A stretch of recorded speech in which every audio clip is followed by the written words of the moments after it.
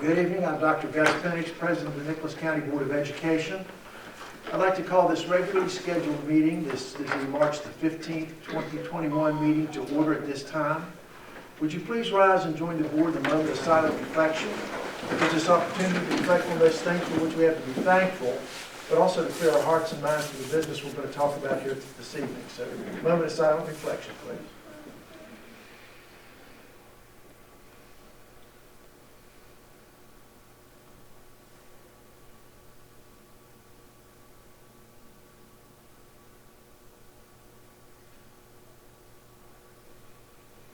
Thank you. Would you please join the board in saluting our country with the Pledge of Allegiance?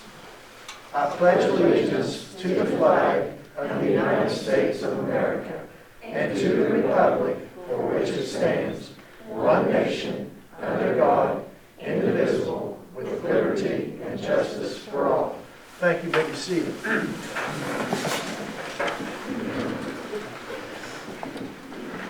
Our first item of business on this evening's agenda is item 3, to approve the minutes of the meeting held on March the 1st, 2021. Is there a motion to approve the minutes for the meeting held on March the 1st, 2021 as presented? Motion. Mr. Amy moves. Second. Mr. Moose seconds. Is there any further discussion in regard to those minutes?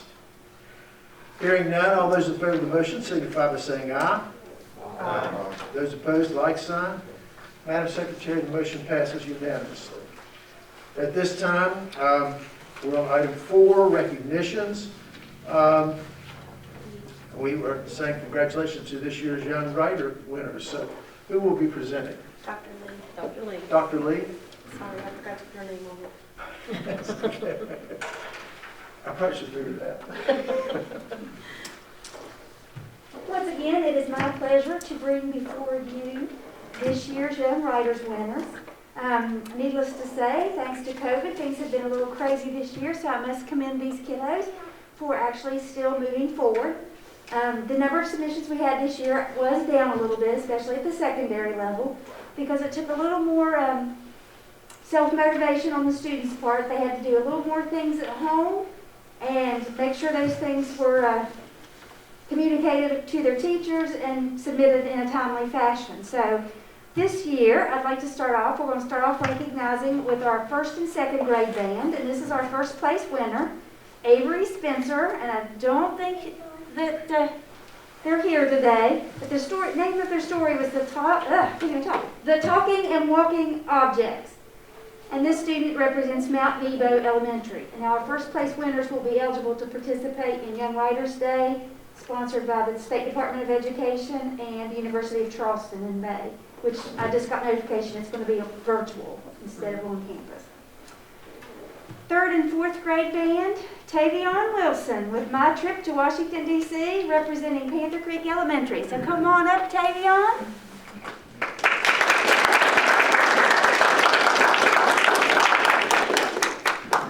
We can move up front.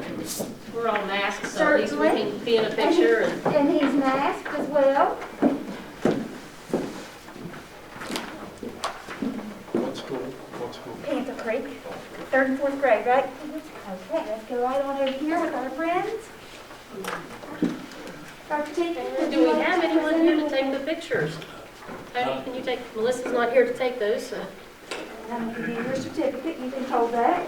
Young This year man. they're going to receive a compilation of all the winning stories so they can see not only their story in print, We'll give but that of all the give you this. other winners. That's your book. Can you get us all in? Can you get a picture? Everybody smile. Like a bunch of banditos. Congratulations. Thank you. Congratulations, Tate.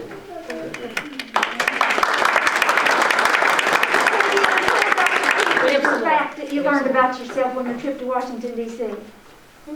What was the fact you shared with me that you learned? Who were you related to? I learned that before that, but I'm related to George Washington.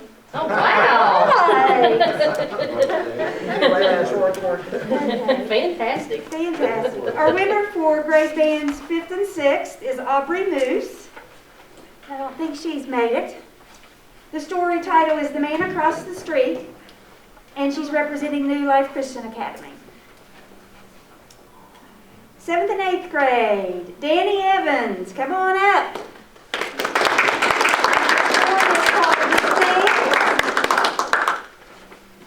And represents Ridgewood Middle School.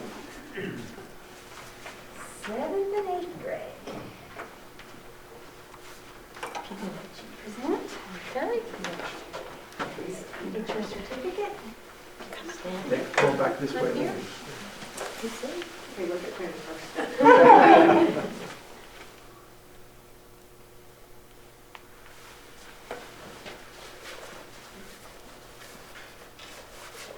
And I know Mrs. Kings will ask you to bring that book tomorrow because she's going to want to look at that story. Hang on a second, Jeff. Did they get the picture? Oh, right here. Turn Get them another picture? Thank you. Congratulations. Yes, Thank you. congratulations.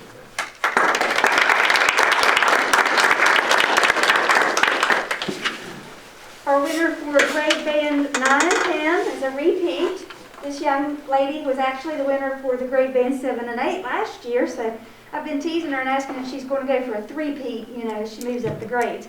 But is Sarah Hendricks, and she's unable to be here because it's also a softball tryout. And if you read her story last year, it was all about softball, so we know that's where she is. This year, her story was titled The Swim, and she represents Nicholas County High School. And our winner for 11th and 12th grade is Savannah Gant with the story titled Flora, and she's representing New Life Christian Academy. Come on up.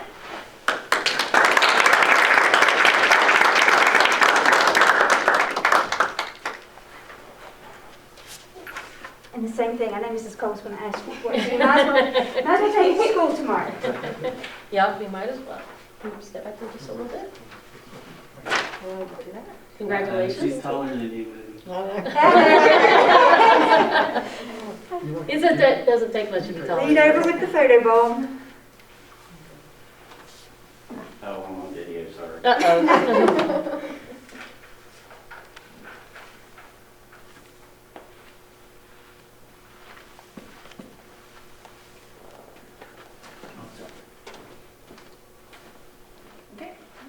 Congratulations, good job.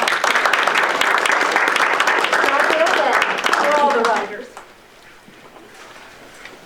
That's it. I'll make sure the ones that were absent get their hardware. Okay, great job, everyone. Okay. I was gonna say, was that one of yours? Yeah, that's my Yes. granddaughter. You need to call them and ask them where they are. Tell them to keep the trophies.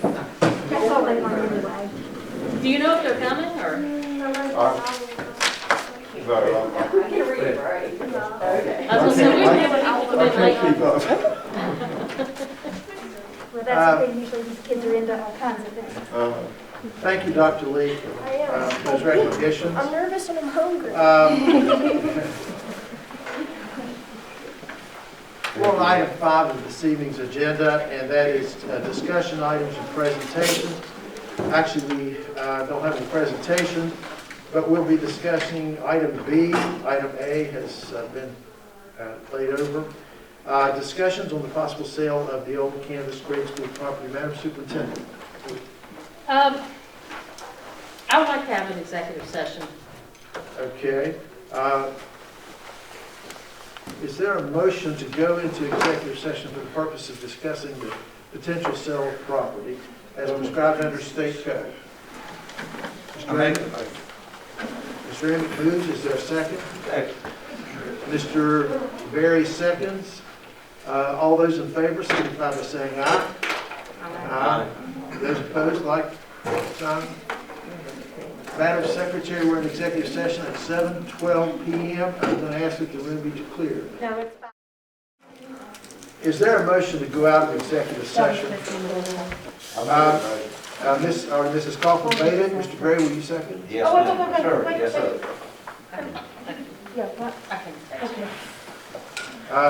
We move to go out of executive session. Mrs. Kaufman made the motion. Mr. Berry seconded. All those in favor signify by saying aye. Aye. Those opposed, like sign. Madam Secretary, we're out of executive session at 6:12 p.m.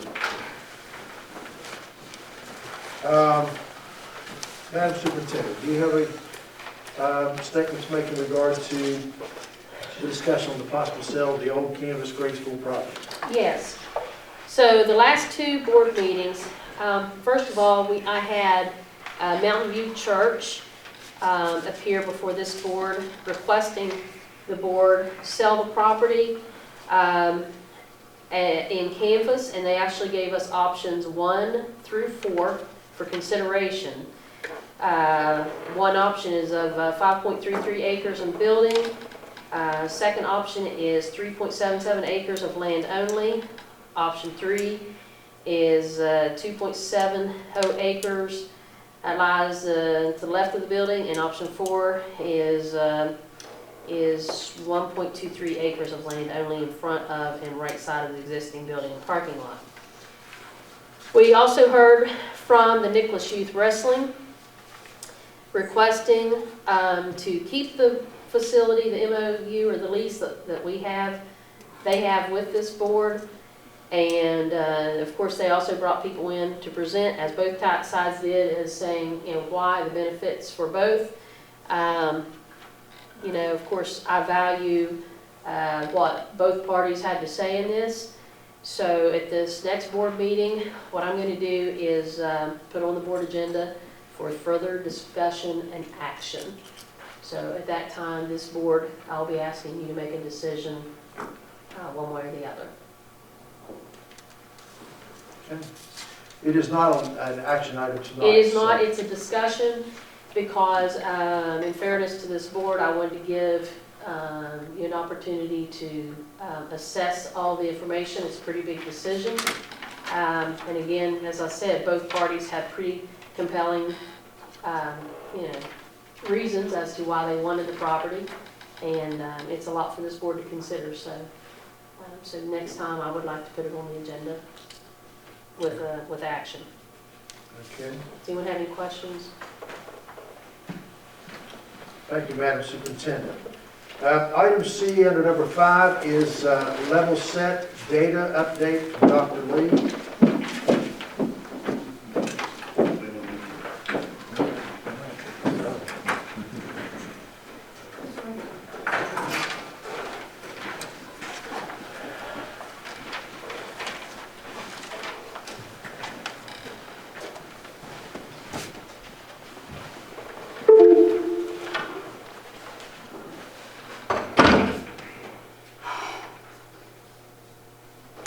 Rocky, will you open that door?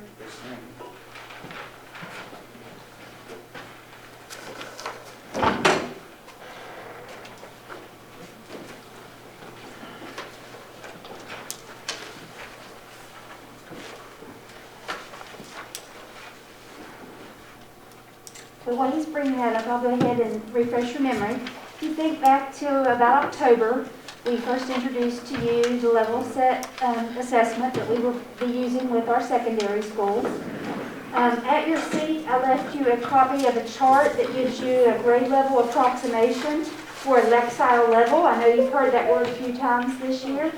Lexiles are simply a way of measuring a reading level that we can determine growth with students and an approximate grade level, and it's a tool that teachers are able to use to match students with text, because text difficulty with all their basal instruction or novels, all those books now have been leveled with a Lexile level. So it's a tool to help them match and a way for them to see that kids are growing. So what we've done is we've pulled the same data that we pulled for you in October when we looked at our first fall assessment, because we reassessed for the winter benchmark.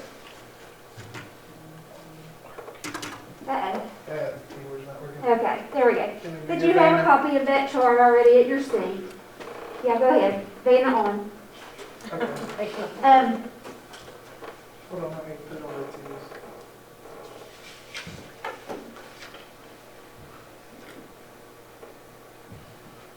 So that you can see from the TV station. I'll take care of Sam. Yep.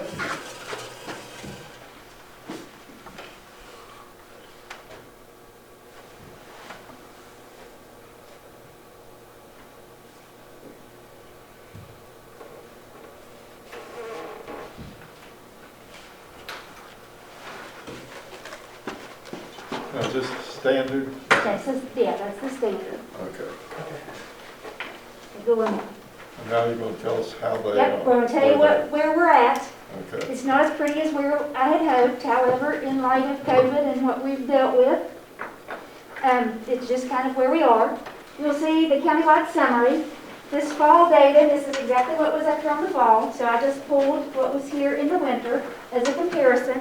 And you'll see the biggest thing is the number of students assessed. The winter benchmark opened in January, towards the end of the month, and ran through the third week of February. And if you remember back to those days, there were several of those days in which we were remote due to weather, and then of course we were A-Day, B-Day, and then we had several quarantines and closures. So that's part of why that total number assessed is a little bit low. However, the average Lexile for grades 6 through 12, it did drop a little bit, but when we dig into it at the school level, you'll see it didn't drop for everybody, but we had some that were a little more of a drop than others. This actually includes, on this countywide summary, all of the kids for their average, even the ones that didn't reassess. So it's a little skewed.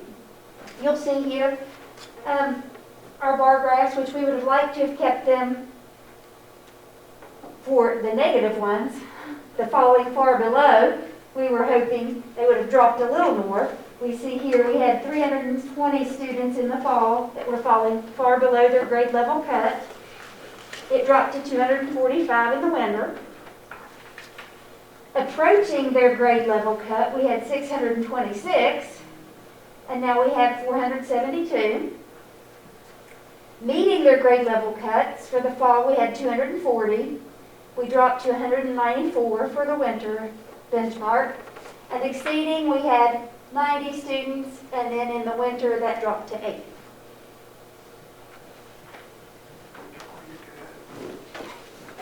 Get that?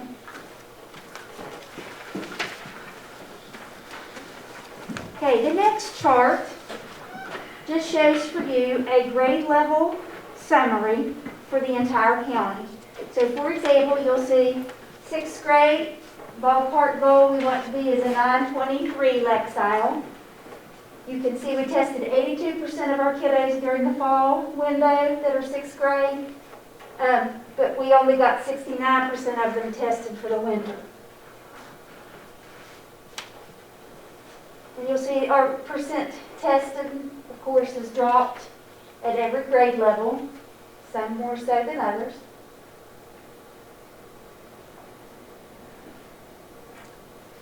And our percent at benchmark has dropped slightly. 8th grade remained the same. Had a slight increase in 9th grade. And then the others have dropped.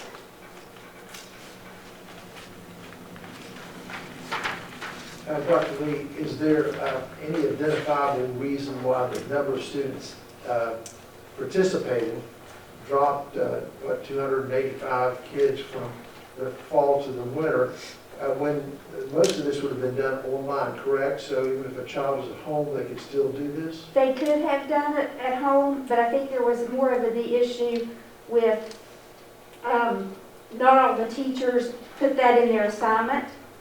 What we suggested to the schools was that they tested during their social studies period, because all kids would have a social studies class regardless.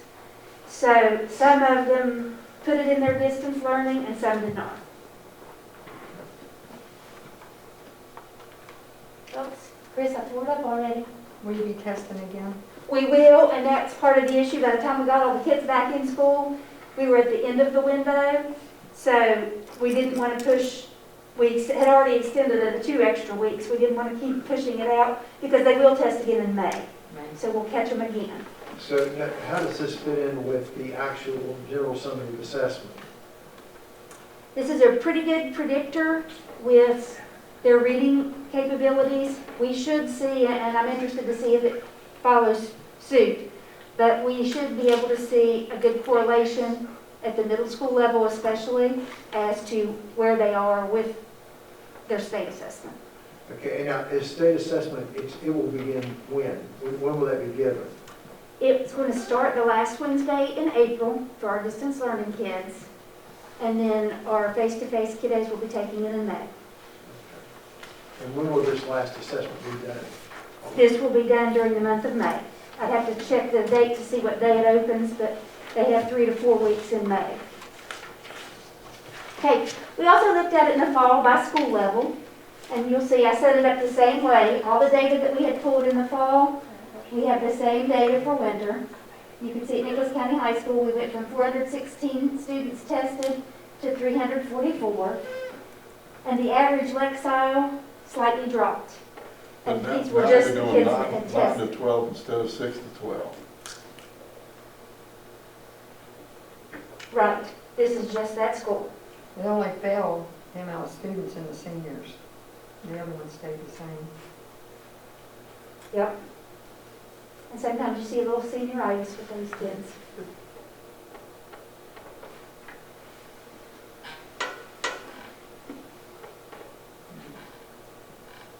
Okay, Ridgewood High School was very similar. We had 229 students tested, and it fell to 156. And they also had a slight decrease with their average Lexile level.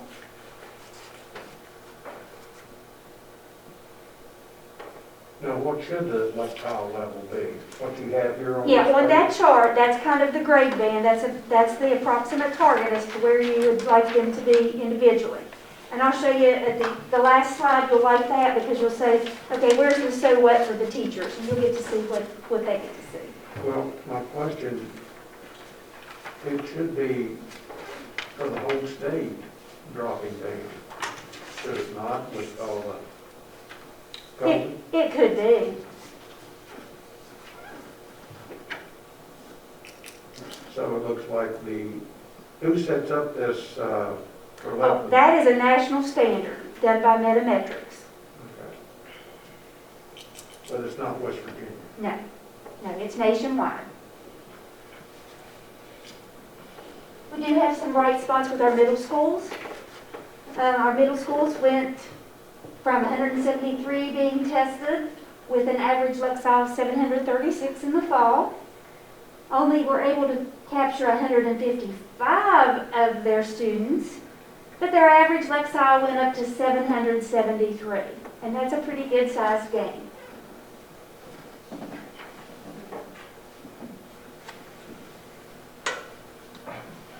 I was also thrilled to see a little bit of gain here with their meeting the benchmark. So we've decreased some numbers of who's far below, but we've got some kids that are moving. And then similar in Summersville Middle School, you'll see 408 students tested, dropped to 336, but the average Lexile has gained 16 points from 801 to 817.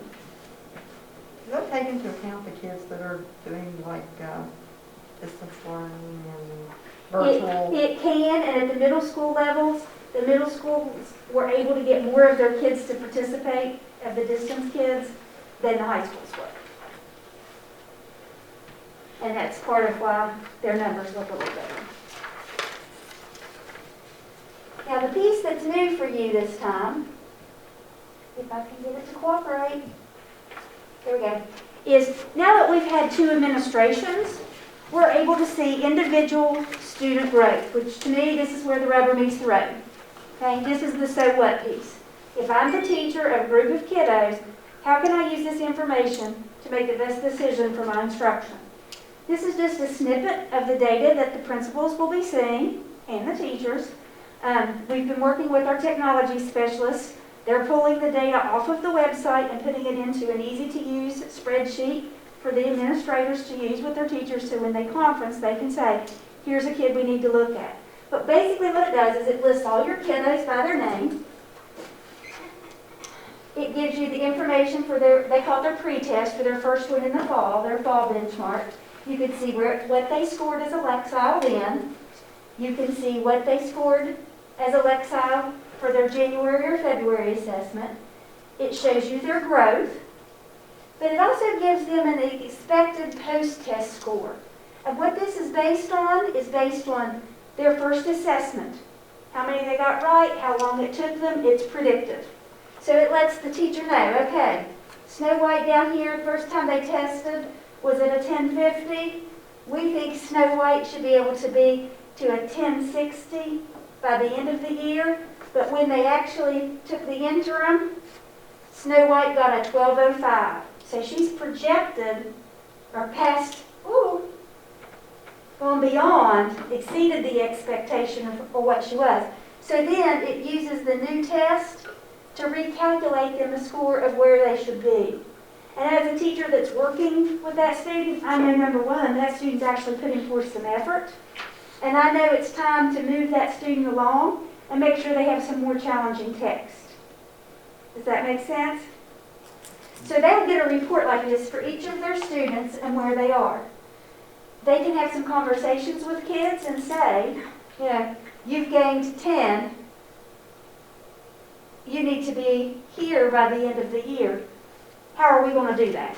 What do we need to do? You know, and that's where you can conference with mom and dad, whoever, especially kids you're concerned about, and say, I really need them to do whatever it may be, reading this, writing this, to get there.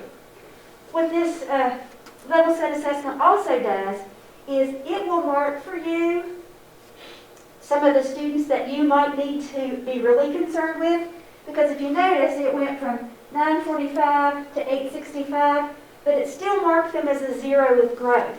So it just doesn't look at those two numbers. When it marks it like that with an asterisk and flags and says, look at me, there's a problem with the amount of time that that student took on that assessment to make this score valid. So if you've got Billy Bob that thinks they're just going to go click, click, click, click and pick C just to get through in 1 minute, because of the time, either the time spent on each question or the total time on the test, it will let you know if there's a question with validity. So as the administrator or as the teacher, I know, yeah, they probably looked at that and they went, yeah, I got an 865, I'm good. But I know as the teacher, I'm going to sit down and I'm going to look at that amount of time that that kiddo took and have a good conversation with that kiddo and find out, was that really your best effort? Because the computer is telling me it probably wasn't your best effort, because you should be able to get to 970 by the end of the year. It gives them a little more accountability.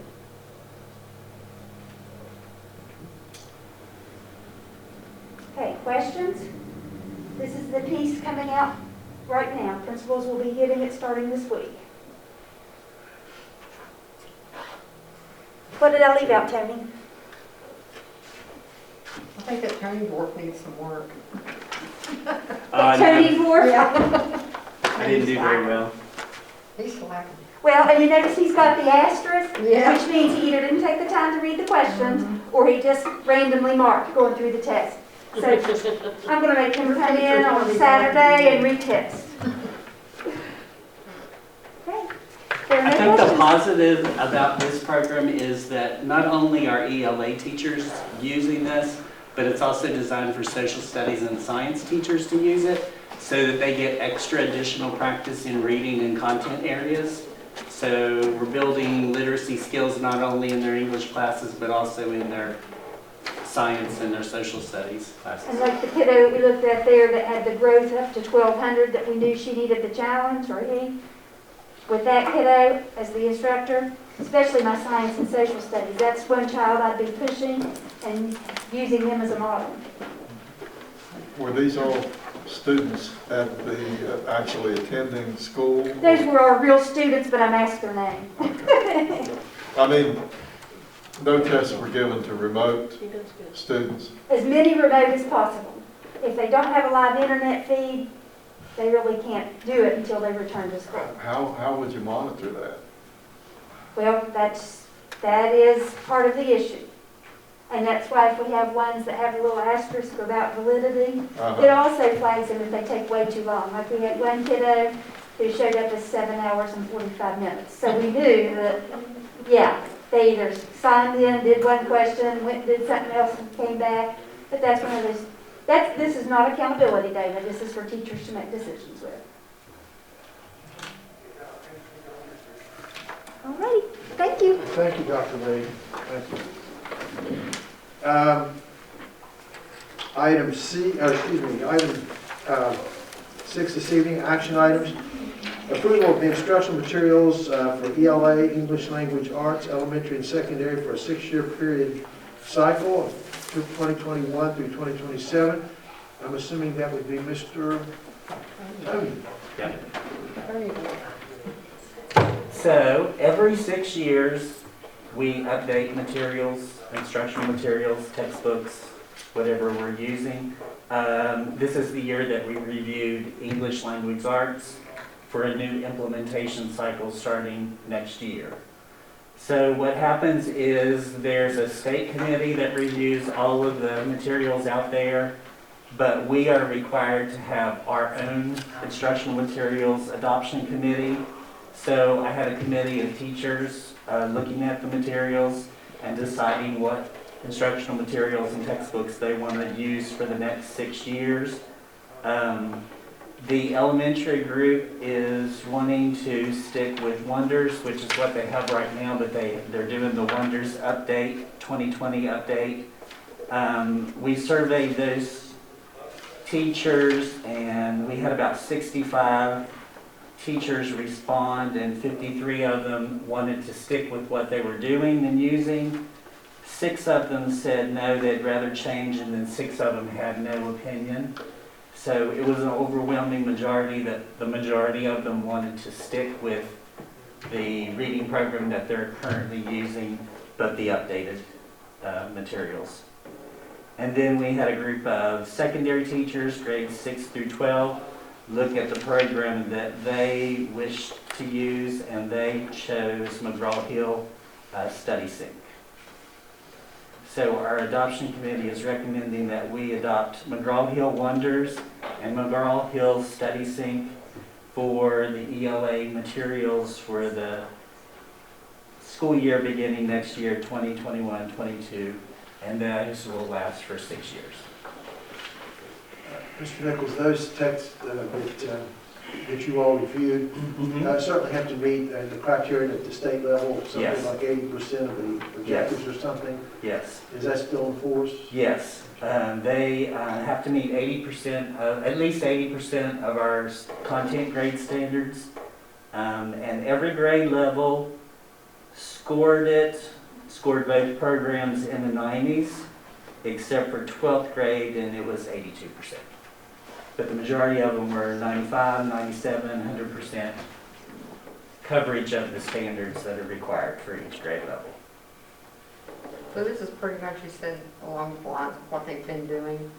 The elementary program is the same, but it's an updated program. The secondary one will be a new one for them because they're currently using Pearson. And they want to switch to McGraw-Hill, which is kind of interesting because now we have the same program for grades K through 12.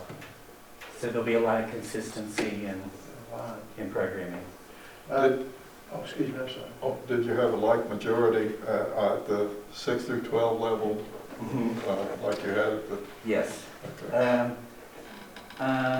Secondary, 6th grade, 95% of the study 6 meets their standards, 97% in grade 7, 97% in grade 8, 92% in grade 9, 100% in grade 10, 97% in grade 11, and 82% in grade 12.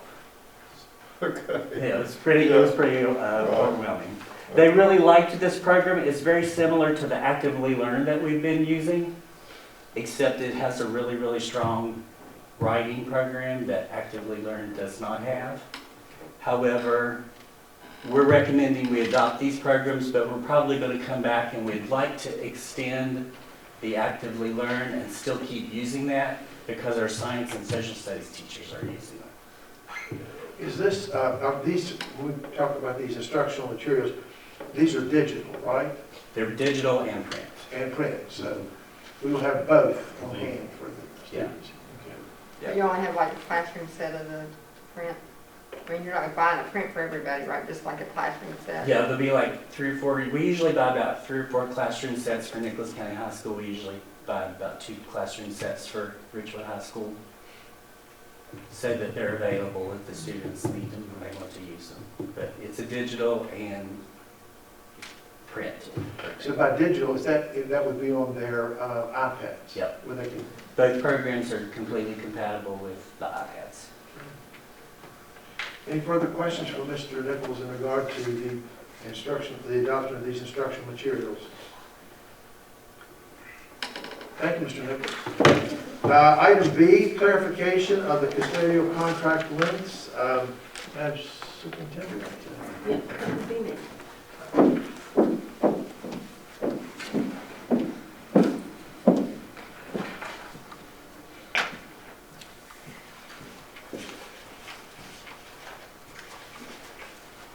This is more for clarification. Actually, I don't have the date. Melissa was going to present on this, so I'm not sure of the date that this passed. But a few months back, I had asked for the principals brought it to my attention that their schools were really suffering. The appearance of their schools were suffering because custodians just did not have enough time to strip and wax the floors. And I was asked that if we could award 5 additional days, that would give us, give our schools enough time to get those floors properly stripped and waxed. And, you know, and this all really come about as a result of Panther Creek when we went in to do all the cleaning of that school. Looking at other counties, we found that our custodial numbers, the days were actually less than a lot of the other counties. And I asked this board to give 5 additional days. And in that meeting, I don't know if I failed to say, but it was not recorded. What I was asking for was custodians with contracts of less than, with 240 days, less than 240 days to get that 5 extra days, not all custodians. Because the custodians who are there for 240 days, they already have the days there.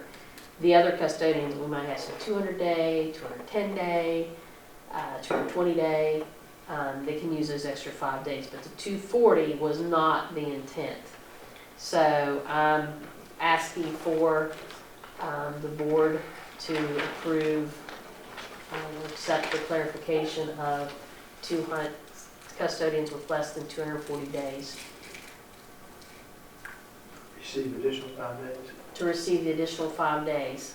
And those that already may have worked those additional 5 days this year, the few custodians that we have, of course, not ask for the payback for those 5 days or whatever. Go ahead and let them carry out their 5 days this year. It was an error on our part, and I don't want to see custodians penalized who have received the time. I know Mrs. Atkins is not with us tonight, and we certainly want to extend to her our sympathy over the loss of her sister. And how many custodians would this affect, Mr. Heston? Might you know? We have 4 240 employees. 30. There's only 2 that's going to get paid 5 extra days. To what? We have 34 total, 4 on 240. So 30 of them would be 5 extra days, correct? Correct. Okay, and that would be something you would consider in the budget for next school year? Yeah, we've already discussed that earlier when you approved it and had numbers on what the anticipated cost was going to be. And as Dr. Teacher said, just through miscommunication, it was awarded to every custodian, and the intent was not for the 240 custodians, just for the ones from 205 to 239, or whoever would be less than 240. So It's already been budgeted. Actually, the full amount has been budgeted in. But the 4 additional custodians, you know, that's our maximum that we award on our custodial contracts is 240. Some custodians were 200, and some are 205. I think the least one's 205, isn't it, Rocky? The least is 205, 215 for this additional 5 days. I think some are 215 before this. Okay. I mean, we don't have anybody that's going to be at 239 with 5 additional days, No. and 244. No. So, yeah, okay. Madam Secretary, do you have this language? Yeah, what language you going to use? It would be all custodians with a contract of less than 240 days be awarded with 5 additional days. It should not include the 240-day custodians. Again, it's already in the budget. It's just an error. Well, about being in the budget, I mean, we voted that way, do we need to rescind that? I actually did not present it that way. We would have to go back and listen to the recordings, but I'm confident that everything's not transcripted, so we would have to try to go back and listen to recordings. I don't think that I presented it as being all custodians. I would like to have it clarified before I vote on it. What do you mean? Like, I'd like to know exactly how it was listed that we voted. Well, we don't I mean- have 245-day contracts. I know, but if we voted that all the custodians got it, did it say then It was- 240? I'm confident we did not vote for, the intent was not for 240. I didn't ask for all custodians. It was 205 and 215s. The 205s went to 210, and because what I had originally anticipated was coming in and asking to make everybody 220. But when we looked at the square footage and things like that, Rocky was here. I think he can probably attest to this. We had, instead of going, We just wanted everybody to have 5 extra days not everybody. Not everybody, Except- that's the, for the 240. Yeah, the 240 contracts, yes. And I had That's what asked I'm that, saying. that was discussions we had here in the office. I presented it, I can't find my notes, I went back to look for my notes, but I know, I just don't think it was reflected. Like I said, these are not these are not transcripts. We don't have transcripts in front of us. since Melissa's not here, can we vote on this next I meeting? remember that quite clearly. Yeah, I mean, she can actually get on the phone. I was the one that presented it, she didn't present it. She was just asking for the Usually if clarification. we have a question, she'll clarify.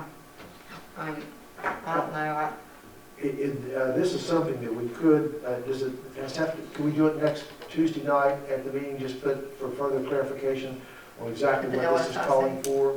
And we can put it under personnel and vote on it next Tuesday night. And so just clarify the language there. And, Okay, what exactly are you wanting clarified, so that I understand? well, I think what we have on here now is just it's just clarification of the custodial contract lengths. I think we need to have it stated that, that what it is we're clarifying the language to say that custodians with less than 240 contract days will receive an additional 5 days of employment. And I think probably just if we saw some information that this is how many we have at 205 days, 210, 215, whatever. I mean, we know we've already budgeted for it, but we just, yeah, I mean, I don't have a problem with that. It's just, I don't know how Dr. it's T, voted. I can get that for you in 5 minutes, but I've got it down here. You want it? Yeah, I mean, do you want it? Do you want to recess for a couple minutes, or do you want, I mean, it's, like I said, it's one of those things that we don't have 245-day contracts for custodians. 240 is the max. right. So, I mean, I'm confident in what I'm saying about what I presented and what the board voted on. It's just not reflected because it's not transcripted. And my notes are not always the best when I hand them off for, Well, I don't have any problems understanding what you're saying. I don't need a copy of it. Neither do I understand. I understood tonight you were saying, because you kept saying, they just don't have time. I had 5 more days for the custodians, excluding the 240. my handwriting's not the best. And like I said, when I hand it off, sometimes it's,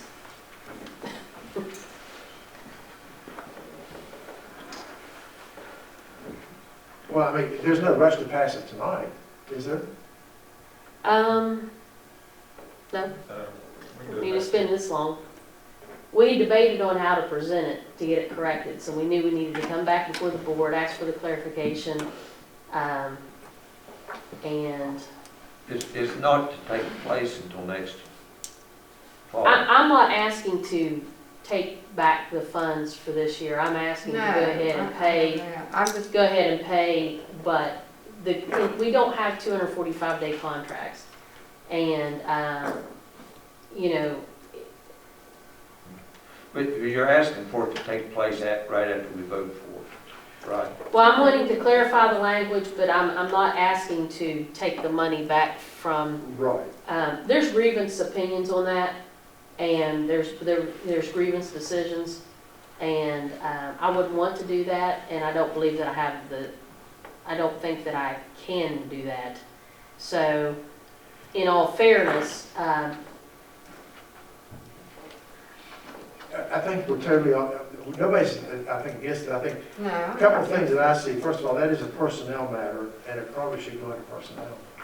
And, I mean, that's my opinion, under personnel, and then just whatever the statement there, clarification of the custodian contract length. Custodians with less than 240 days will receive an additional 5 days, as discussed at the previous time when you presented that data. I think it's the motion, but I think that's what I'm saying. So, okay.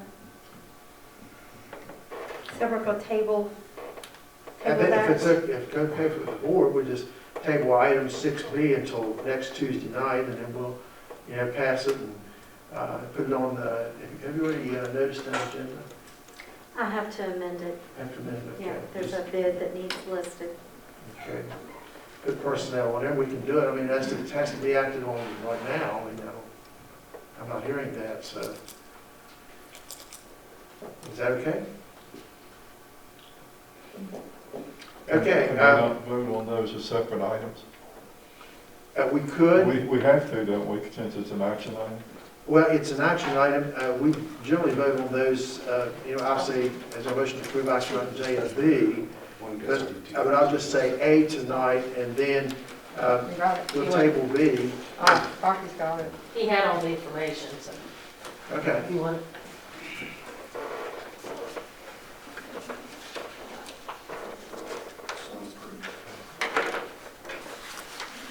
That Rocky, he keeps everything together.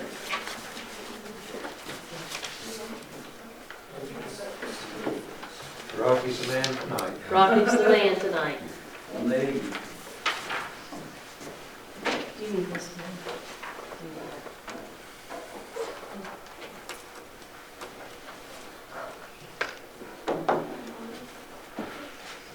So if you look at, we have the number of custodians at each school with the number of students and square footage. I mean, Rocky has spent a lot of time in determining equity and custodial services throughout the county. And that's basically what this chart is showing you, is the square footage and the number of students. And if you want, he can discuss it, because, I mean, he knows this stuff. Do you want to come up, Rocky? And, I mean, and then the number of custodians. He's thoroughly reviewed all this stuff. He knows it. When doing this, we tried to keep, we started about 2 years ago looking at about 15,000 square feet per custodian is about average, roughly. And that's about where we're at. We're about down to the bottom. Average is 13,974 is average. So if your school, you can tell where the school is based on that. Like Birch River, she always cleans the most square footage. Okay, but keep in mind, Birch River has 90 kids. So it's hard, I mean, there's a lot that goes into this when you think about it. Okay. But that last column that you're currently talking about, like Birch has one custodian 215, Cherry River 2 of 215, and so forth. What I'm saying is though, when we voted, did we vote to give all the custodians 5 days? If we did, because this is a clarification of custodial contract. We don't have 245-day contracts. No. If I mean, we, that's what I'm saying. if we bump or give them anybody over 240, in service land, it puts them to a 261 contract. Automatic. That's why I know for sure we did not ask for So that. it was totally just a misprint in the fact that, and she didn't ask for all. So all wasn't in that? No, that's what I'm saying, because it would have put us to 245, which would have made it 261. We don't have 261s. That's why I know 100% sure. Well, that's what I was just wondering, The how, only what we service, voted on, how was it worded? You on what we voted? you did not vote to give 240s, because I didn't present it. Okay. The only What was service- the date of those minutes? I'll have to go back and look. But the only service personnel that has contracts of 261 works here at the board office. Those are the only ones. That's why I know for sure on, presenting it. And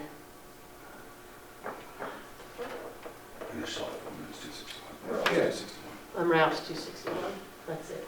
Are you good with just putting, checking the language correctly tonight on the, okay, Madam Secretary, if you look at item B there, a clarification of the custodian contract lengths, custodians with less than 240 days will receive an additional 5 days on their contract.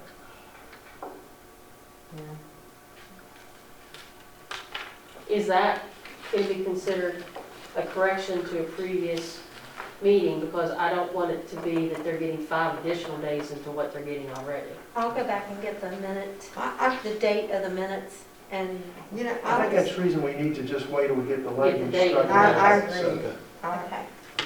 Will there be an effective date on there also? Should It'll there be a- effective the date that they approved it at that meeting, as it Yes. started. So we'll get the date of the minutes and we'll put it on there. Yeah. And we'll vote on 23rd or next Tuesday or Thursday. I think it's Tuesday, isn't it? Tuesday, 23rd, And then, yeah, that one we'll get the minutes. Okay, is there a motion to approve action item A as presented? And we'll table action item B until the the March 23rd meeting. Mrs. Kaufman moves. Is there a second to the motion? Second. Mr. Berry seconds. Any further discussion on approval of action item A and tabling action item B until the March 23rd meeting? Hearing none, all those in favor of the motion signify by saying aye. Aye. Aye. Those opposed, like sign. Madam Secretary, the motion passes unanimously. Consent items. Finance, Mr. Hess. Mr. Henshaw, are we back online yet? They said that, Okay. it's still, it's recording, we can post it to our Facebook page or something if we want to. It says it's recording, so I'm guessing we'll do it. I just wanted to make sure, I wanted to go online, I didn't copy all, I thought I'd be able to look at here for finances, but, I think I can probably remember my question.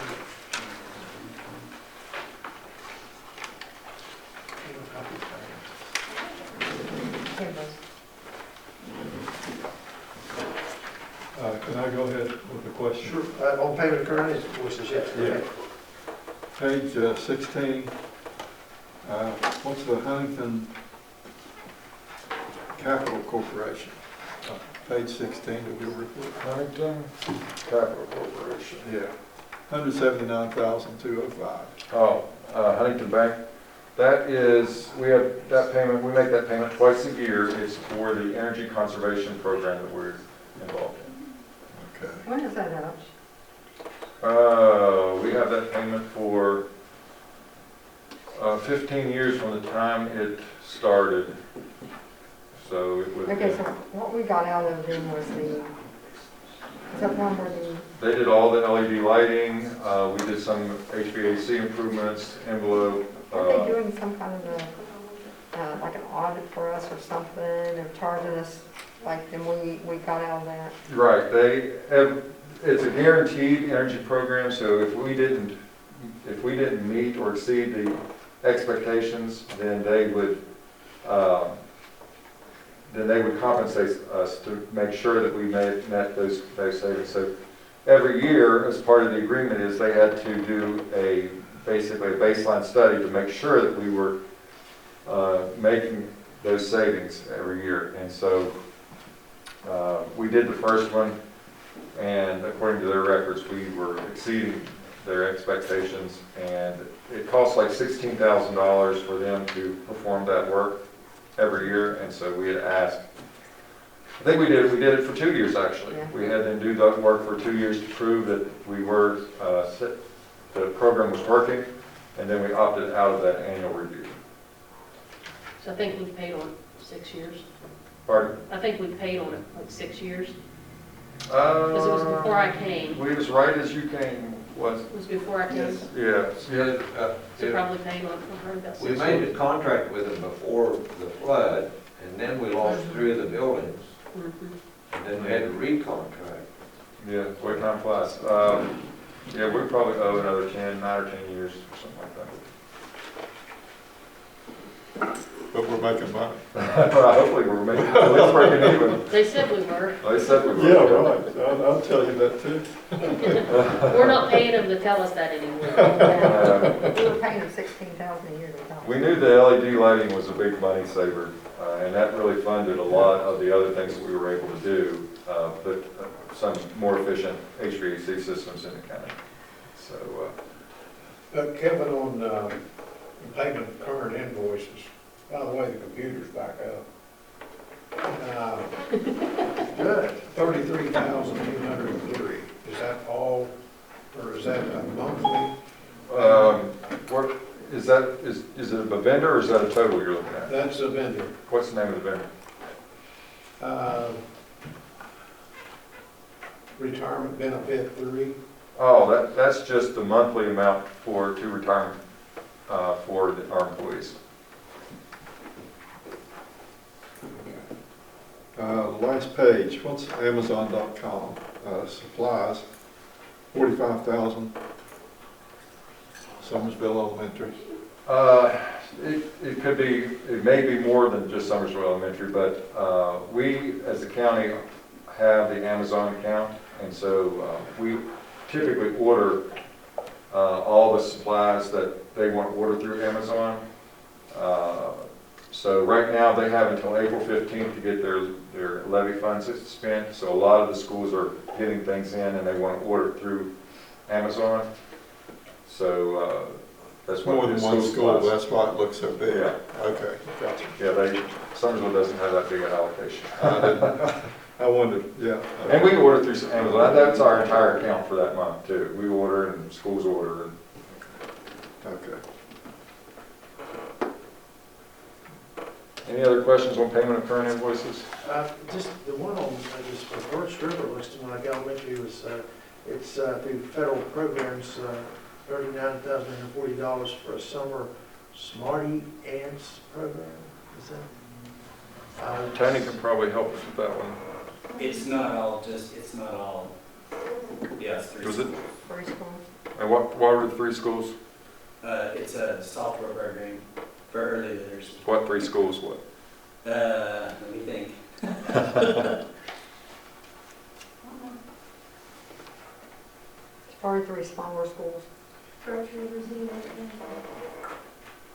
I can't remember. I'd have to look. Yeah, but it is a software program that we're going to use in 3 summer programs at 3 schools this year. Actually, all of the elementary schools have it now. Oh, okay. Go ahead. Other questions on payment of current invoices?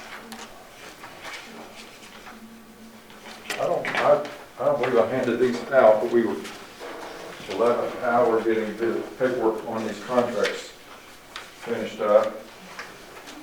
But these are the change orders for the 2 modular companies, Richwood High School and Richwood Middle School. And as you know, we're going to have to extend our let me back up just a minute. We have 3 modular companies in the county, and The first one, which is Modular Genius at Summersville Middle School, in January, we approved the extension of their contract because their lease was up in January 1, actually. So we extended that lease for 3 more years, 42 months, actually, 42 months. And so the other 2 companies, their lease, their original lease expires in May of this year. And so we've been working with them to get their contract extended as well. And so these are the actual change orders. The first one you see there is 200, if you look on the 4th line down, that is the actual change order amount that we're requesting. And so for Richwood Middle School, which is advanced modular, we're asking to extend that original contract by 12 months at an annual cost.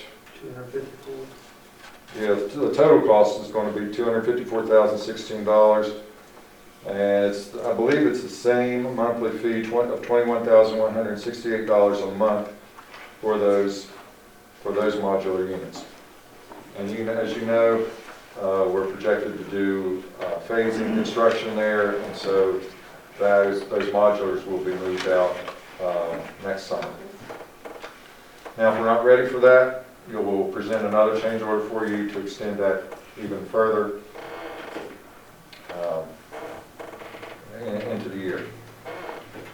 The second change order, which is 3rd page down, is for Insight Investments, which is for the Richwood High School modular units. And as you see, it's a 36-month extension at a grand total of $658,800. And that one, the monthly fee on that is $18,300. You say 6 months? 36 months. 36 months. Okay. So we've discussed this with the SBA, we've discussed this with DSM, and we don't have any reason to believe that any of this would not be FEMA reimbursable, just like the current contracts that we have. So we wanted to get that in place and ready to go for those 2 schools. So that is the contract section of my agenda.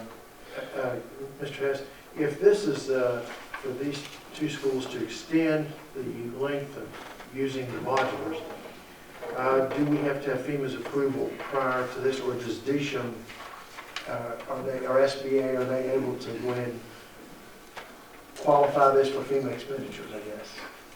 I've spoken to them, and they said yes, there would not be any reason why it would not be FEMA reimbursed. Okay. Thank you. That's because we're making progress. It's because we're making progress. If we stop and do our own doing, then it may not be reimbursed. But every time we come through and see a change of order, that means more money. It's gonna be spent. Almost every time, yes. Now, these are not part of your 428 plan. These are separate PWs, and so it's not going to be a subtraction of your total school project money. They will add that to the total award on those PWs. So. And we did a separate contract with them because we found out that the original didn't include taking up the foundations. That was the one we did last month. Yeah. Now, was that just for Summersville, or was that for the Richwood and the Cherry River side? The one we did last month was for the Summersville Middle School, and these 2 are for Richwood High School and Richwood Middle School. Yeah, but there again, those foundations, are they covered? I know the one at Cherry River, maybe the construction going on there would take care of those. It should be there shouldn't be any changes. These are pretty straightforward change orders. It's basically just extending the term and the amount. I didn't see anything in here that modified or amended the original contract, and those original contracts said that the property would be restored to its original condition. A question on that. So for example, next year, we could be removing the modulars at Richwood Middle School, Cherry River, correct? Next year. Yes. Okay, if we remove them at that time, then FEMA will pay for the cost of taking those out, correct? It's in the original contract for the dismantling and removal. Okay, that's not a part of our cost to build schools that we're No. paying to. Okay, gotcha. I just want to make sure that we're clear on that FEMA pays for getting those out. Yes.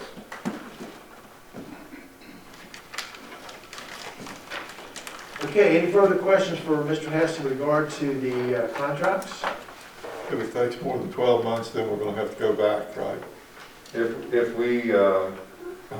it's beyond May of next year, then we're going to have to come bring another change order to you to extend it again. Any other questions? So the next item is the approval of the proposed levy rates. And if you want to flip down to that.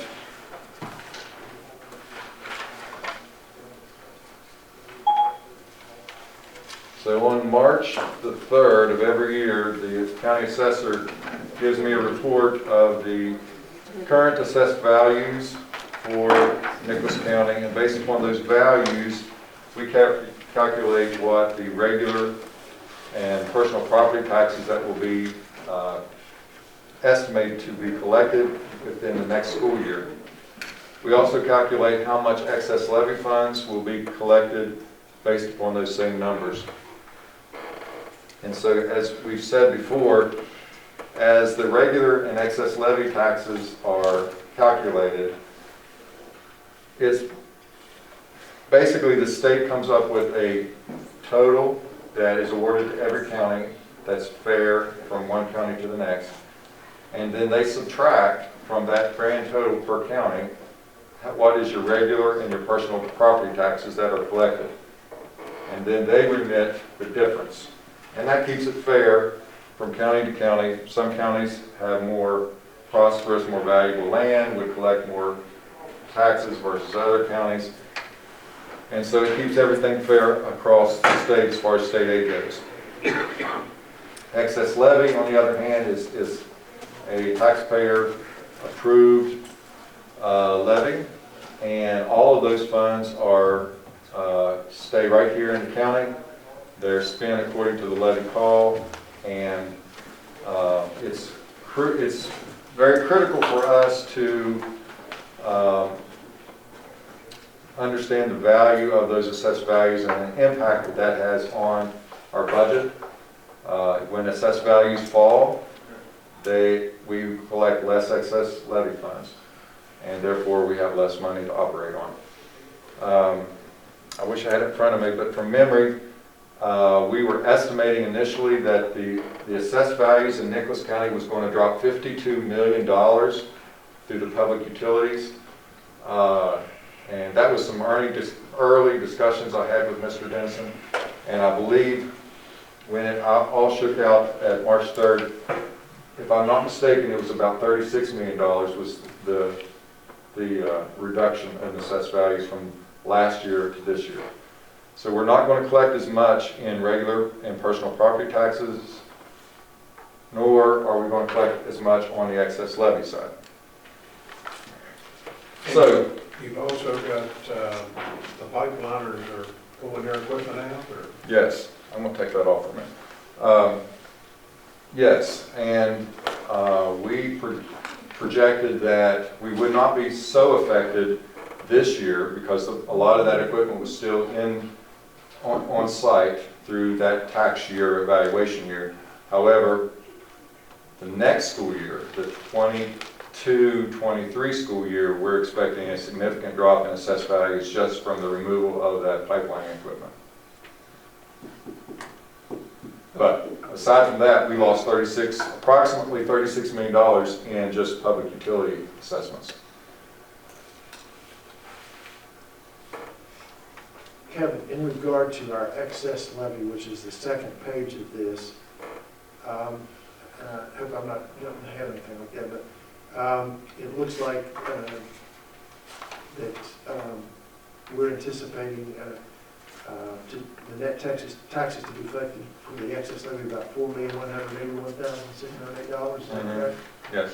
How does that compare to current year? I meant to bring that. I can run down and get it for you and tell you exactly. I think it's about 200 and some $1,000 less than what it was projected to be for this school year. Because of the reduction of $36 million in Yes, profit. directly related to that. How does that match up with our levy call for the excess levy? Is this greater or less than? I think this is still greater. From memory, I believe that excess levy call was going to collect $4,083,000. So as long as it's more than that, then there would not have, we can still maintain everything that's in the levy call. And so I'll go back and double check that. And it didn't throw up any red flags when I was preparing this that we were going to have an issue. So I feel pretty certain. Be happy to go get my book if you want me to. Yeah, It's going to be $5,251,000. Do what now? Well, it says projected net taxes, $5,251,000. Is that the levy fund? Where are you looking, Shane? Oh, first page. Oh, first one. Yeah. On this is the regular and excess levy. If you go to the next page, it'll show you the excess levy. See that says excess levy? Yes. And that's the gross amount, then we have some allowances. I'm going to go through that, and it shows you the net amount to be collected. Okay, is this per 100, like it says here, per 100 a year? Or is that 38, would that be It's per 3880 per 100 of? Per 100 of the assessed values. Yeah. And this is the assessed value? That's the assessed value for Class 2 real estate. And But that doesn't come out to, if you take 100 into this, multiplied by 38.8, you don't get 1,666,000. You get 166 well, million. if you take that number and divide it by 100 and then multiply it by that percentage, then you should get that amount. Oh, by that percentage? Oh, okay. I thought that was the dollar amount. Yeah, no, it's a percentage. Percentage. Okay, gotcha. So that's why it wasn't working. Yeah. So let's run through that real quick. So again, column E is the assessed values. So Class 2 real estate was $429,617,870. Class 2 personal property was $8,783,698 for a grand total of $438,401,568 in Class 2. Now I'm going to jump to the total on the other two classes.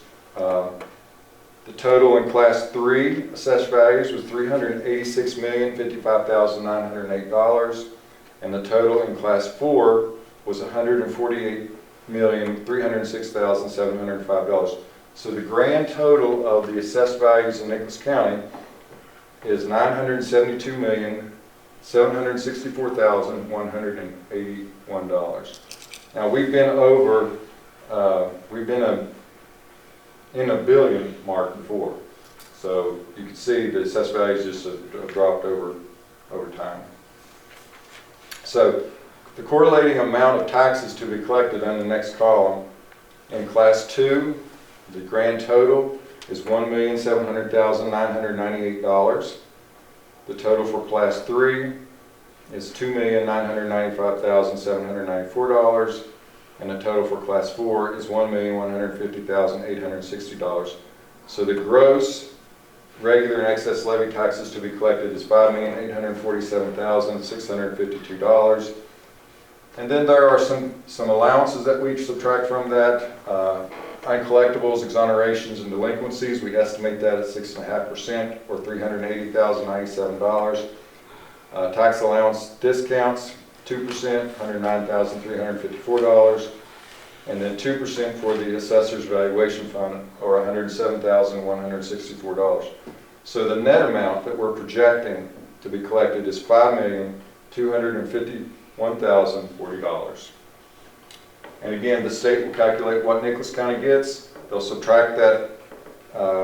They calculate their own number for that, but it's approximately the same number I come up with. And they'll subtract that from our state aid, and they'll send us that amount on a monthly basis. Now, if you flip over to the next page, the tax calculations for the excess levy on Class 2 is $1,327,480. Class 3, $2,337,955. Class 4, $898,145, for a grand total of $4,563,580. Again, we have some allowances, 6.5% for uncollectibles, exonerations, and delinquencies, or $296,633, and tax discounts of 2%, $85,339. So the grand total of excess levies projected is $4,181,608, and the grand total of taxes to be collected locally is $9,432,648. So you guys will approve this tonight. I'll send this on to the state auditor. They'll review our numbers. They'll send it back. And with any corrections they may or may not have. And then we will come back to you on the third Tuesday in April to officially approve these levy rates for the next school year. Any questions on those proposed levy rates? So we actually approved these tonight. You actually approve these proposed rates, and then you will approve the actual levy rates on the final. These are proposed. That's right. These are proposed. Gotcha, gotcha. Proposed and as presented to the state auditor. So if the state auditor says it's okay, then we'll vote to approve it. Yeah. Yeah. Kevin, is the Board of Education the only entity in the county that votes on the levy rate? That what is what on levy rates? Are we the only group that vote on the levy rate in the county? The Board of Education? There are other special levies in the county. We have our own, but any municipality has the ability to run their own levy rate, whether it's for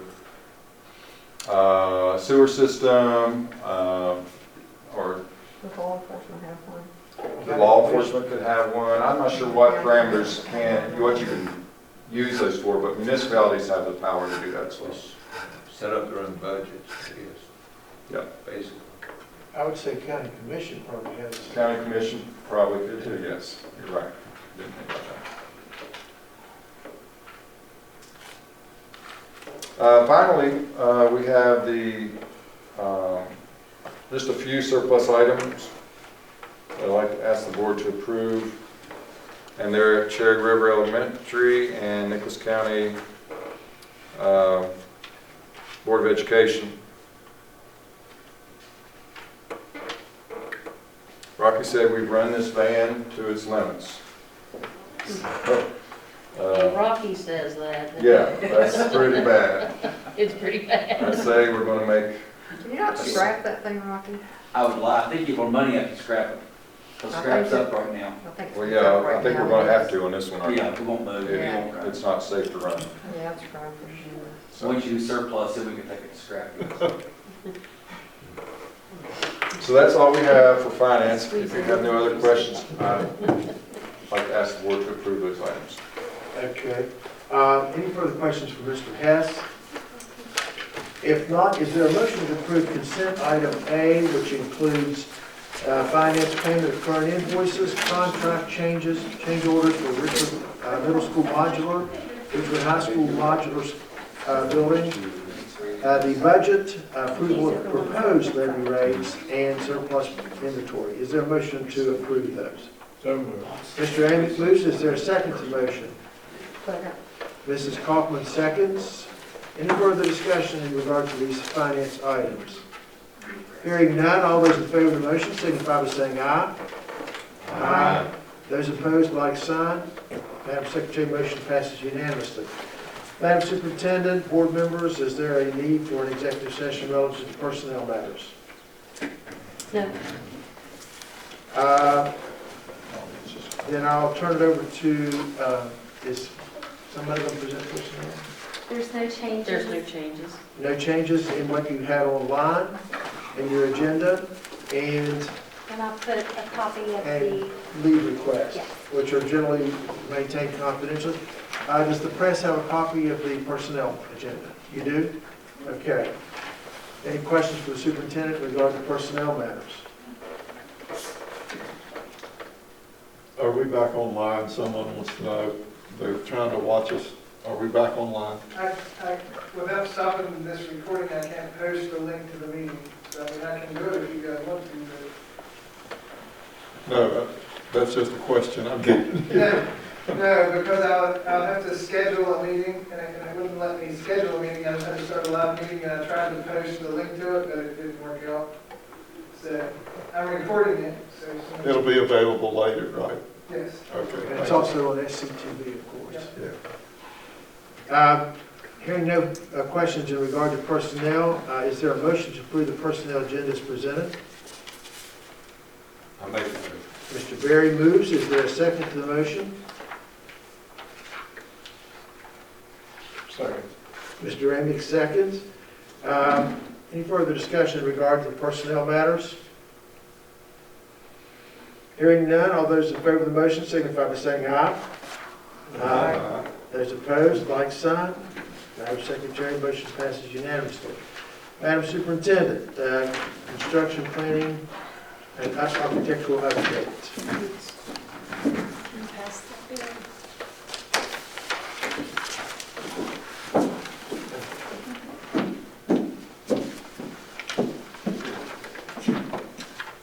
Oops, sorry. Thank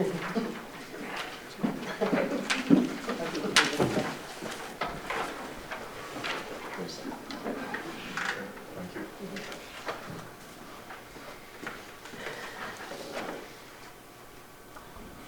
Okay, what I just passed out to the board is a copy of a survey that was completed, I think, last week. I received it today.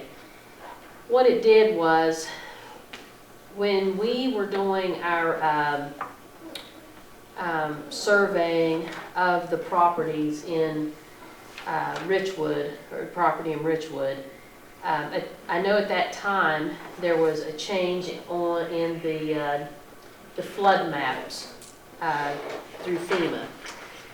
Actually, I didn't ask the architect. It's something you can ask him. I don't know if that floodway map changed at the Cherry River area or not. But he did go out and do have another survey completed to determine the floodway line, the area of disturbance, and our property line.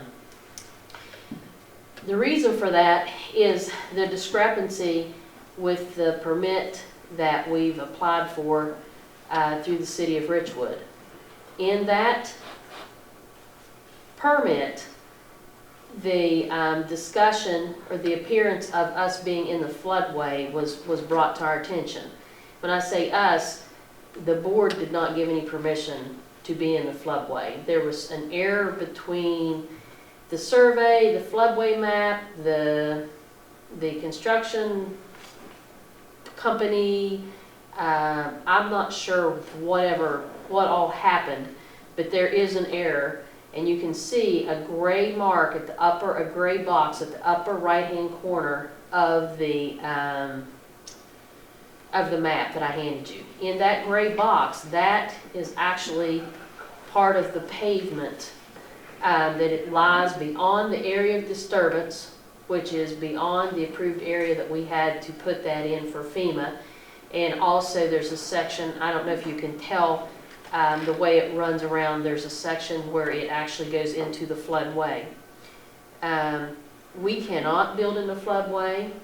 We can't do a parking lot in the floodway. We can do nothing in the floodway. It's absolutely wrong. It is an error that occurred, and it has to be corrected. Even as far as the memorial walkway for Ridgewood High School, when we had our meetings to discuss that, we were told then we can't even put a walkway in the floodway. So that has got to be corrected. In talking with the architect today, he has been in communications with FEMA. They are working with him. They understand it wasn't anything intentional on their part or whatever the plans were. It was, like I said, I have no idea. I can't explain the error. He couldn't explain why the error occurred, but it did. So they're working with him to resolve it. This board will incur zero cost because it was not our fault. We did not authorize it. We did not, allow or give anyone permission to go in the floodway or outside the area of disturbance. It was an error that occurred. So the unfortunate part is the gray box that's outside, the area that's in the floodway will definitely have to come out. So they'll be working with the contractor to remove that section. The area that's beyond the yellow line that you see is a parking lot area that's going to take off about 20 parking spaces. It's unfortunate, but it's outside of the area of disturbance. And unless FEMA gives us permission to leave that there, they will have to give us some type of written permission, it's going to have to come out because it is outside of the area of disturbance. So you're saying we have parking in that gray area? That is part of our parking. I know the corner is right there, but all of it is? Past the yellow line. Now, the yellow line is the area, that denotes the area of disturbance, right? Yes. Okay, yeah, that's all I'm saying. Yeah, that's all already That's about paid. where the water came up to, and it knocked off that corner, You know, off that corner. yeah. So that's going to lose in that gray box, about 20 parking spots. About 20 parking spaces. Right, it's the contractor's responsibility. Had this not been outside the area of disturbance, they would have had to repair the parking lot, maybe the repairs and make it suitable again. Like I said, it's unfortunate. You've heard me say numerous times, I hate to lose any of that parking lot, but it looks like we're going to lose a whole section of it. So unless FEMA comes back and says that they'll allow us to leave it in the area of disturbance. If FEMA wouldn't let you have a walkway. Right. I would say it's, They're gonna let you have a, well, I'm not saying leave it in the floodway. It's just a small section that's in the floodway that'll come out. Just the corner. Yeah, so I'm not saying the floodway, we'll have to take that out, but that won't cost us all the parking spaces. The area that is outside of the area of disturbance, which means we've had all the environmental assessments conducted, that is what FEMA has approved for us to build in. So they've actually gone outside of that area and put the parking lot, and what they were trying to do is maximize parking. I mean, we have more parking spaces than we're required to have. But what they were trying to do is maximize the parking. I don't know how this happened, but it happened. Are you saying that if FEMA were to say that it's okay for us to have those parking spots that are inside of the area of disturbance, Outside of the area. I mean, outside the area of disturbance, but not in the floodway, Yes. they could do that? I mean, Yes, if they could FEMA do allows it, yes, and I would love to do that, and I wouldn't think the city of Richwood would have any issue with that. It was because it would be outside of the flood, it wouldn't be involved in the floodway. I would love it if they would do that. I'm not optimistic, But our architect, he is working with them, he is asking them if that is a possibility. But the issue up at at the Memorial Walkway is it's in the floodway. So Floodway, we can't do that. cannot. Gotcha. Is there any more parking other than this parking lot? right Yes, here? if you look at the upper entrance where the main entrance always was, you can see there's parking areas along that back wall. There's parking up by the school. There's several, you can see the little lines. You see the little lines all the way through. So that's parking all around there. They've got parking, I don't know if he has all of the parking laid out or not, but I know he has it laid out for this area.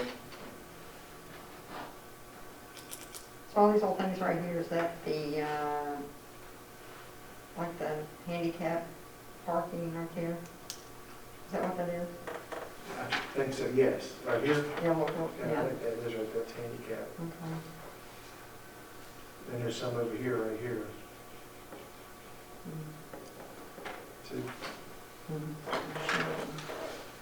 He has 145 parking spaces From which area? Which area? in the lot. Okay. After, And then over here? Maybe yeah, all along here? Did you count those also, or just the ones in the parking lot? which one? There's parking all through here also.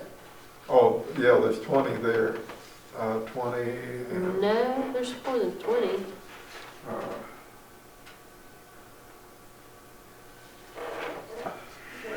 I can't tell Do you whether see- these zigzag It's lines these- are parking it's these- spaces for buses or what.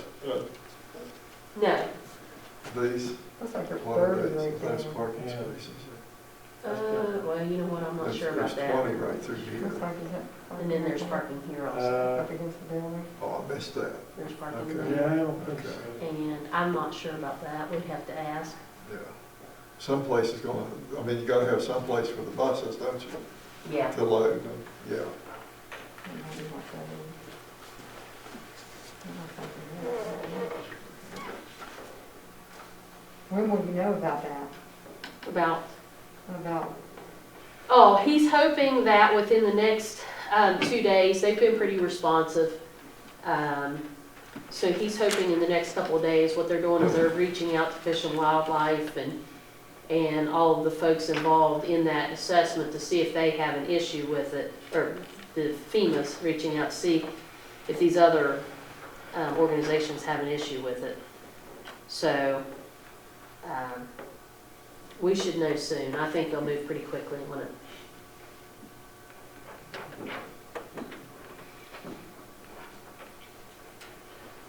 Roy, I've done an additional 30 parking slots down here. On this end down here. And I don't know, how much you count up there? I counted 20 right there, because I couldn't tell about those zigzag lines, what they are, but that's probably some type of bus parking or something, I don't know. Oh, I think that's the great, well, yeah, I don't know. I don't know on that. Might be the grading in there. I don't know.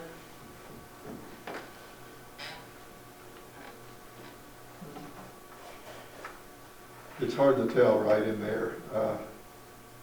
You gotta have a way to get in now there, even Yeah. after they're parked, is everything. Right. So, I don't. And we can ask him those questions.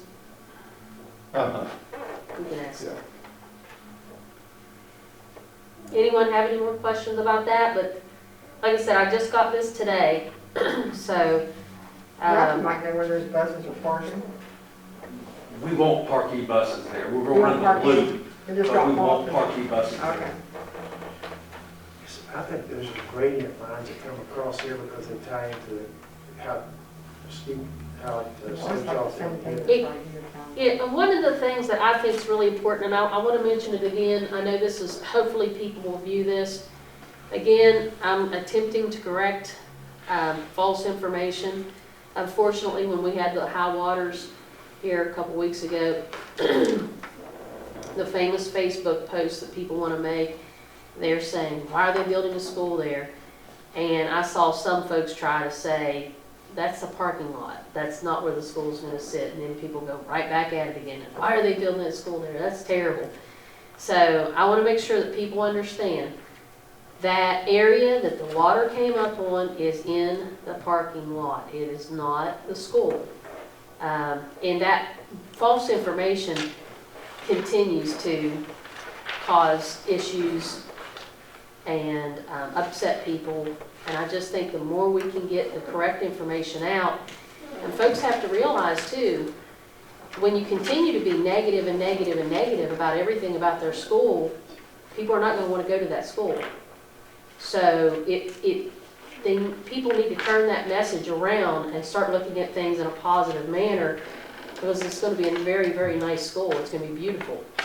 And it's going to accommodate all the students that want to go there.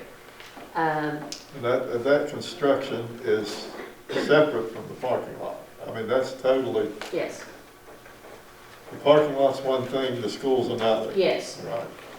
Like I said, I think the more we can get the correct information out there, because people are damaging, it's damaging. When people continue to say negative things, you're going to have parents who do not want to send their kids. So the more we can correct this information, the better. And one other statement that I wanted to make, it's not really really related to this construction, but there's also, I had a parent call and ask me why we dissolved the league for the little kids to play in the Richwood area. And this board has never held the league for Richwood, Nicholas, or Summersville, any of those areas. Those are, I know that Mr. Amick coached that. He was a principal. I know C.C. Lester coached it. I know that we have principals who previously coached in Richwood area, but it was not affiliated with the school. We did not pay coaches. We did not buy uniforms. It was not a school. So the information is false that's circulating that this board dissolved it last year.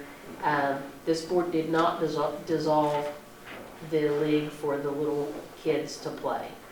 I value it. I appreciate individuals who are bringing about these leagues and supporting it.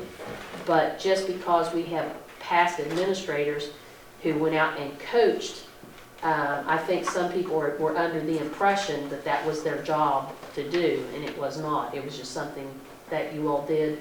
I know you could probably speak to that. Well, we organized it and had the teams come in, and then we got the reps. But you did that out of the goodness of your heart, not as because you're... You weren't a paid employee in Wright County. Yeah, it was all volunteer. But I also coached for the middle school and junior high as a coach. So I just wanted to clear that up, because I don't want people to think that this board, because it often gets misconstrued, things that are not correct. This board did not dissolve the athletics for the younger kids. It's never been associated with the school system, ever. It's a lot of work. If they'll look on Facebook and the Nicholas Chronicle, they'll see that they can sign up at various places right now in Richwood for the small leagues like that. Yeah. They're already working on that. Well, and I'm glad they are, but what had been said was, it wasn't in a vicious manner, but it was the false information that this board dissolved it. Right. And the board did not. I mean, this board did not dissolve it. It was never theirs. But I think you've got some good individuals who's picked up the league. They're doing great things. Like I said, I know of 3 kids from Birch River that's going there to play, because they're accommodating all. It's a great thing, so I'm not being critical at all. And I think it's one great thing. I think Them using the armory is wonderful. You know, all that they're trying to do to help them, but I just want to make sure that I try to correct false information, because this board gets enough negative information put out. Well, let me say one other thing. When the county and the state followed California and went to a junior high, the superintendent at that time said there will be no grade school ball. That was Mr. Poole. And as an administrator, I saw as the kids started to filter into the junior high on both sides of the county, they had no basic skills of how to play basketball. So we set up, and I said, something has to be done. These kids have to learn, because they're going to come to the junior high and they don't even know what basketball looks like. And there was about a year or so that kids didn't even hardly want to go out for basketball. So like before, when it was K-8 and 9-12, the gyms in this county were packed when they would have grade school tournaments. I mean packed. Maybe some of you can remember that. It's a great thing. As younger individuals. So we set that league up, and all the feeder schools could come in and play on Saturdays, and we would get the refs. And at first we started selling hot dogs and stuff, but then as our teachers got tired of wanting to work in the concession stands, we offered it to the different grade schools. And we kept it going, and the skill of your students coming into the school knew a little more about basketball. And I was fortunate enough to win championship after championship after championship. Really? That's one. But you did that as an individual. You weren't being paid to do that, or, see, that's where I think the confusion's coming in. So when you, Mr. Amick, started that with these sports, no, what you did was, people, I guess, assumed maybe that you were being paid and all, but you weren't. And that was not part of the school system. Yeah, that was a long time ago. And as time went on, I bowed out because I could not take care of the basketball team and do that on Saturday, so I had to spend a little bit of time with McCall. So Mr. Lester continued to try to run that. And I know he did it when he was principal there. He still did it. So, and like I said, and Miss Matheny picked up some of it and tried to do it, and she's like, you know, she tried the best she could, but like I said, it's not part of their contract, it's not part of the school system, it's not, so I just wanted to clarify and let people know that we did not dissolve anything to hurt any of our kids. It's just that they need to create a league, and they created a league, and You can correct me if I'm wrong, Bob, but it seems to me like last year when we heard that they weren't going to have a league up there, that you were trying to find people to go in and try to find coaches to coach these kids so they wouldn't lose their league up there. I tried. But see, that happened with Birch River Yeah. because we couldn't get anybody. I know my husband and I, we coached, you know, basketball and baseball and all that, but then you just didn't have people that wanted to do it anymore. Well, it's a good thing, and I'm So excited then all for those it. kids had to come into the Somersville area if they wanted to play. Well, and I think the Richwood one, with Richwood, Craigsville, and that group, I think they're taking it like all the way down, like any elementary kid. I think Somerville goes down to third grade, I think. So, I mean, it's a fantastic thing, and I love it, and I commend those who are doing it. And I hope people donate and help, you know, get it all going, but I just wanted to make sure people know that we didn't do anything bad to the kids. Any questions about this or anything? Okay.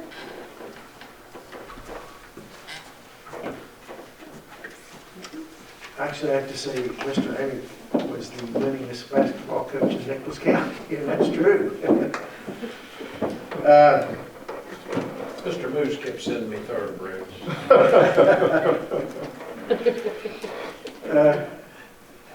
Okay, item 10, reports, the SESC.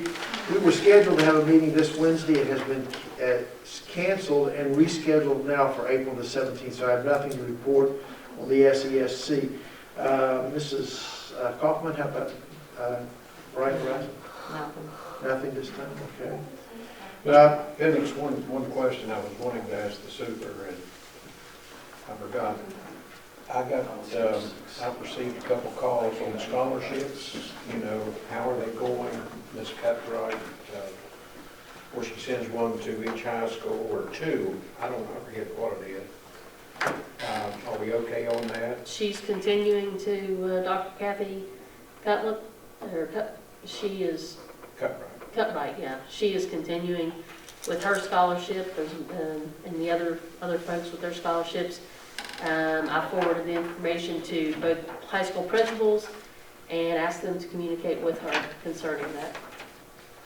And they have her phone number and everything? They have her email, phone number, they have everything. Have you talked with her? Or?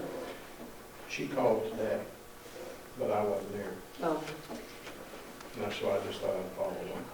She called this evening for you, but you were in a meeting, so I told her you'd call back in the morning. Okay. Okay, Madam Secretary, delegations? No, sir. Okay, thank you. Items for future agendas? Hearing none. Future meeting dates, LSIC meeting Tuesday, March the 23rd. Summersville Elementary, that's this coming Tuesday. We'll be hearing from Mount Lookout, Mount Nebo, Summersville, Birch River, and Zila Elementaries. I have a regular meeting on Monday, April the 5th, here at the board office. A reconvene meeting Tuesday, April the 20th, 2021, here at the board office. And then we have a regular meeting scheduled right after that reconvene meeting on the same day. I declare that this meeting is in recess until April the 20th, 2021 for West Virginia State Code. And that's at 7:48.